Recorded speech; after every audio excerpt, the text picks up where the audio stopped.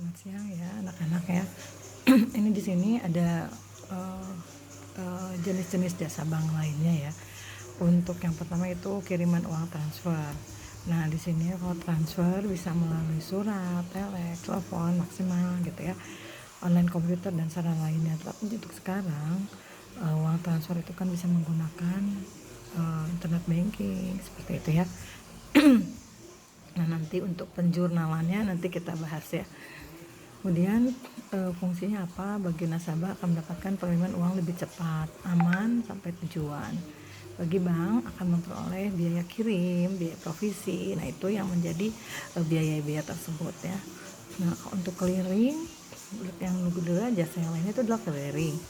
Clearing itu merupakan jasa penyelesaian hutang antar bank. Misalnya ada nasabah bank BCA, nah mempunyai cek dari bank BJB, tapi dia datang ke bank BCA ya untuk mencairkan dananya yang cek dari BJB itu di BCA tersebut, di banknya dia gitu ya. Nah ketika dia mau mencairkan kan banknya bank orang lain tuh. Nah jadi diminta tolong ke bank BCA itu, ini ada cek saya, ada biliat saya, ceknya itu adalah cek dari bank BJB, mohon dikeliringkan, nanti dimasukkan ke rekening BCA tersebut ya.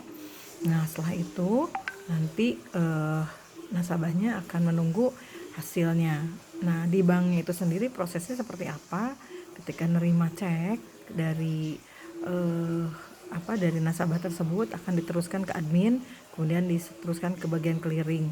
Nanti orang clearing itu datang ke Bank Indonesia untuk melakukan clearing, dan di sana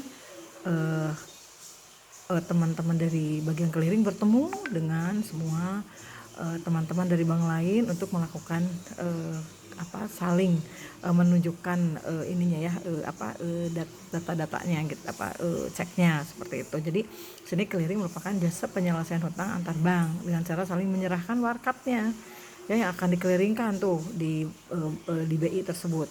Lembaga clearing dibentuk dan dikoordinir oleh Bank Indonesia setiap hari kerja. Nah gitu ya, peserta clearing adalah bank yang sudah memperoleh izin dari Bank Indonesia.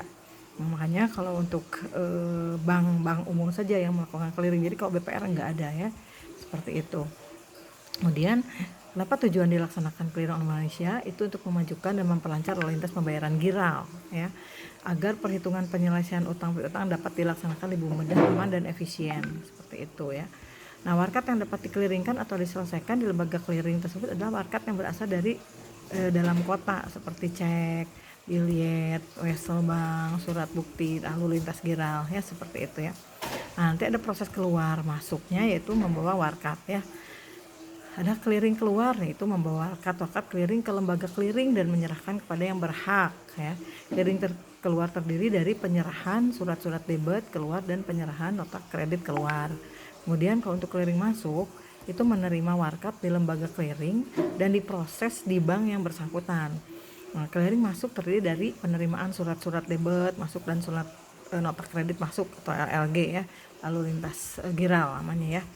Kemudian pengembalian clearing atau clearing return, yaitu pengembalian warkat clearing yang tidak memenuhi syarat yang ditentukan. Misalnya ternyata pas diminta dicairkan dananya, nggak tahu dananya kosong, nggak ada. Nah, itu harus dikembalikan, dan itu nasabahnya juga kena kena sanksi ya, kena sanksi, tidak akan dikasih cek dan sebagainya seperti itu ya.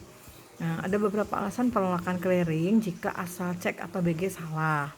Kemudian tanggal cek atau BG belum jatuh tempo. Terus materi tidak ada atau tidak cukup. Ya, nah, terus udah gitu jumlah yang tertulis angka dan huruf berbeda, itu juga tidak boleh. Terus tanda tangan tidak lengkap, ada coretan, cek atau BG juga sudah kadaluarsa, resi belum kembali, endorsement cek tidak benar, rekening sudah ditutup atau dibatalkan penarik, rekening juga diblokir oleh yang berwajib, dan kondisi atau BG juga rusak tidak sempurna. Jadi banyak sekali syarat-syaratnya ya. Nah dengan demikian ketika itu clearing ya, itu jasa clearing. Nah berikutnya adalah jasa berikutnya nih, yang nomor 3 yaitu inkaso ya atau collection. Inkaso merupakan jasa bank untuk menagihkan warkat-warkat yang berasal dari luar kota atau luar negeri. Sebagai contoh, apabila kita memperoleh selembar cek yang diberikan oleh bank di Kota Bandung, maka cek tersebut dapat dicairkan di Jakarta melalui jasa inkaso. Dalam hal ini bank yang di Jakarta lah yang menagihkan ke bank di Bandung seperti tadi ya contohnya ya. Dan proses penagihan ini tidak kita sebut inkaso dalam negeri. Begitu pula jika cek atau bilet giring kita peroleh dan terbitkan oleh bank di luar negeri, kemudian kita uangkan di Indonesia, maka proses penagihannya melalui inkaso luar negeri. Adapun warkat yang dapat diinkasokan atau ditagihkan itu antara lain ada cek, bilet giro, wesek, kwitansi, surat aksep, dividen, kupon, money order, dan surat berharga lainnya. Nah, lama penagihan warkat dan besarnya biaya tagih yang dibebankan pada nasabah bergantung pada bank yang bersangkutan. Biasanya lama penagihan bersekitar 1 minggu sampai 4 minggu ya, jadi prosesnya seperti itu. Nah, kalau sekarang kan transfer sudah cepat ya, seperti itu. Lalu jasa lainnya lagi adalah safe deposit box. Safe deposit box juga karena ini ada namanya fasilitas ya. Merupakan jasa bank yang diberikan kepada nasabahnya, bisa gratis bisa bayar ya, seperti itu. Pembukuan SDB dilakukan dengan 2 buah anak kunci ya pembukuannya, dan di mana satu dipegang bank dan satu lagi dipegang oleh nasabah. Kegunaan dari SDB ini untuk menyimpan sertifikat deposit, sertifikat tanah saham, ada obligasi, ada surat perjanjian dan surat-surat lainnya. Atau misalnya dapat pula menyimpan emas, mutiara, berlian, jadi tidak simpan di rumah seperti itu ya. Kemudian keuntungannya bagi bank apa? Ada biaya sewa tentu. Tapi kalau untuk priority banking biasanya digratiskan ya. Kenapa kita harus pakai SDB? Itu bisa menjamin keamanan, kemudian juga keamanan dokumen juga terjamin ya, karena tempatnya yang safe ya. Nah, itu ada biaya sewa dan ada setoran jaminan ya, untuk setoran pengganti apabila kunci yang dipegang oleh nasabah hilang atau box yang dibongkar misalnya, seperti itu. Nah, kemudian ada lagi jasa lainnya tuh kartu kredit ya, bank kartu bisa jadi, kalau sekarang kan bisa pakai ATM, bisa kartu kredit seperti itu ya, dalam bentuk kartu uang plastik lah seperti ya. Kalau sekarang ada e-money ya. Cara kerja kartu ini dimulai dari nasabahnya mengajukan permohonan seperti itu ya. Nah, sehingga punya kartu ATM ya, atau kartu plastik. Dan ada bank notes. Bank notes merupakan uang kartal ya, uang kartal asing tapi yang dikeluarkan dan diterbitkan oleh bank luar negeri ya, seperti uang dolar, uang Singapura. Nah, itu disebutnya bank notes ya. Tapi itu juga bank notes itu harus yang mengeluarkan itu adalah dari bank yang punya izin bank devisa ya. Makanya dikenal dengan devisa tunai yang mempunyai sifat seperti uang tunai, hampir sama uang tunai ya, tapi disebutnya bank notes ya. Jadi kalau misalnya kalian bilang bank notes itu adalah uang tunainya uang asing. Nah, bank notes tersebut bisa diperjualbelikan, bisa ya. Misalkan kita ke money changer, beli, jual gitu, seperti itu. Oke, itu diantaranya. Kemudian yang terakhir itu traveler check. Ya, traveler check dikenal dengan nama cek wisata atau perjalanan ya, cek perjalanan ya. Bisa digunakan seperti itu. Nah, itu jasa-jasa yang diberikan oleh perbankan. Keuntungan serta manfaat penggunaan travel check juga bisa memberikan kemudahan berbelanja, memberikan rasa percaya dapat dijadikan, jadi nggak usah bawa uang cash banyak ke luar negeri ya. Kemudian ada lagi yaitu letter of credit. Letter of credit merupakan salah satu jasa bank yang diberikan kepada masyarakat untuk memperlancar arus bank atau ekspor impor, termasuk barang dalam negeri. Antara lain terpulau. Gunaan letter of credit adalah untuk menampung dan menyelesaikan kesulitan-kesulitan dalam impor maupun penjual. Misalnya kalian sudah pernah menggunakan jasa transfer misalnya, karena udah saling percaya kan, transfer dari nasabah satu ke nasabah lainnya. Nah, kalian pernah melakukan transfer kan. Nah, karena apa? Saling percaya. Tapi kalau dengan LC ini adalah menandakan ketidakpercayaan nasabah ya. Misalkan saya transaksi dengan Singapura. Nah, begitu dibuka transaksinya, saya mau transfer ya, mau beli nih barang dari Singapura, percaya nggak ya gitu. Kemudian dari Singapura juga mau kirim barang, percaya nggak ya barang ini dikirim, padahal uang belum diterima, seperti itu. Jadi apa jalan keluarnya? Yaitu menggunakan intermediasi bank. intermediasi bank untuk transaksi luar negeri itu dipakai yaitu dengan letter of credit. Letter of credit itu adalah janji bayar siang tadi tuh yang nasabah yang rekanan dari Singapura untuk janji bayar ke bank yang di Indonesia, nasabah yang di Indonesia. Makanya di situ ada nanti bank di Indonesia akan melakukan datang ke bank di Indonesia ya, nasabah di Indonesia tuh akan datang ke bank di Indonesia untuk melihat bahwa ini adalah ada nih banknya yang punya korespondensi dengan bank di Singapura. Nah ini ya saya contohkan dengan saya perlihatkan di sini nanti di halaman 87 di bukunya yang antar bank dan lembaga keuangan ya, kalian bisa buka. Nah ini seperti ini. Oke, nanti ibu WA-in juga ya. Nah seperti itu. Oke, jadi nanti ada importir A gitu ya dan eksportir B. Nah nanti ada opening banknya untuk mengopening LC-nya. Kemudian si eksportir B akan menerima dari advising B ya, seperti itu. Oke.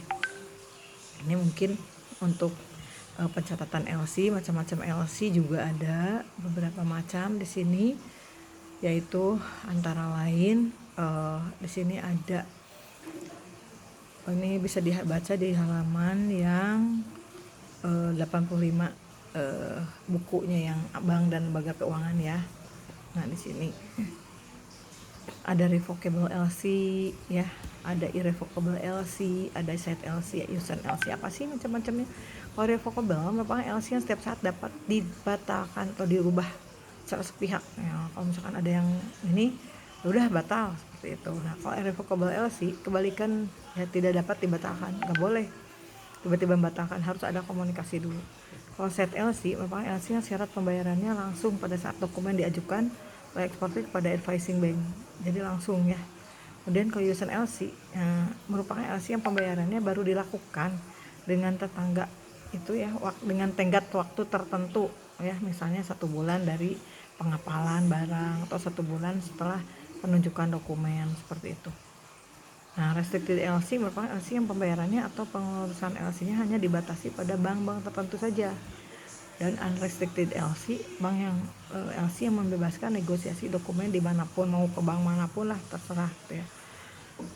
Nah, terus red close LC merupakan LC di mana bank pembuka LC memberikan kuasa kepada bank pembayar untuk membayar uang muka pada beneficiary sebagai tertentu atau seluruh LC sebelum beneficiary menyerahkan dokumen. Transferable LC yang memberikan pada beneficiary untuk memindahkan sebagian atau seluruh nilai LC pada satu atau beberapa pihak lainnya ya. Nah, kemudian ada revolving LC yang penggunaannya dapat dilakukan secara berulang-ulang, seperti itu ya. Nah, selain itu juga selain LC diperlukan dokumen-dokumen lainnya seperti bill of lading ya, kemudian draft, kemudian faktor invoice, asuransi, dan sales kontraknya tentu ya. Kontraknya ada certificate of origin, certificate of inspection, nanti bisa dilihat di halaman 87 di buku bank dan lembaga keuangan ya. Oke. Nah, seperti itu, nanti ada mekanisme yang tersebut. Tadi ada flowchartnya seperti itu ya. Lalu jasa lainnya ada lagi apa sih ya? Ada namanya bank garansi dan referensi bank. Bank garansi yaitu jaminan pembayaran diberikan oleh bank pada suatu pihak, baik perorangan atau perusahaan atau badan, dalam bentuk surat jaminan. Pemberian jaminan tersebut dengan maksud untuk apa? Bank menjamin akan memenuhi pembayaran kewajiban dari pihak yang dijaminnya kepada pihak yang menerima jaminan. Apabila dijamin kemudian hari ternyata tidak memenuhi kewajiban pada pihak lain sesuai dengan penjanjikan atau cerita janji. Tapi di sini pihak penjamin atau bank, pihak penjamin pihak terjaminnya nasabah, seperti itu ya. Tapi dengan catatan nasabah tersebut harus menjadi nasabah bank tersebut ya.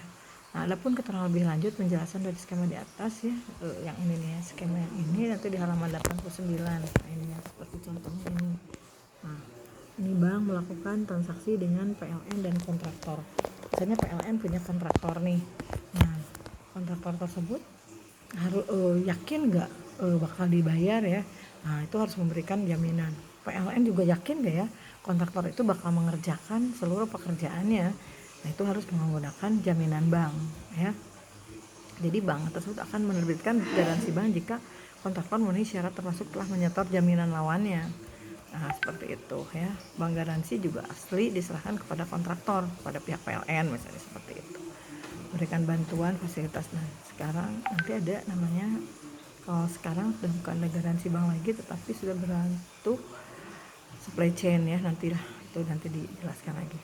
Kemudian ada bank garansi terdiri dari bank garansi untuk penangguhan biaya masuk, ada bank garansi untuk pita cukai tambahan, ada bank garansi untuk tender, ada bank garansi untuk pelaksanaan, ada bank garansi untuk uang muka pekerjaan, ada bank garansi untuk tender luar negeri, ada bank garansi untuk perdagangan, bank garansi untuk penyerahan barang, bank garansi untuk mendapatkan keterangan masuk barang, seperti itu ya.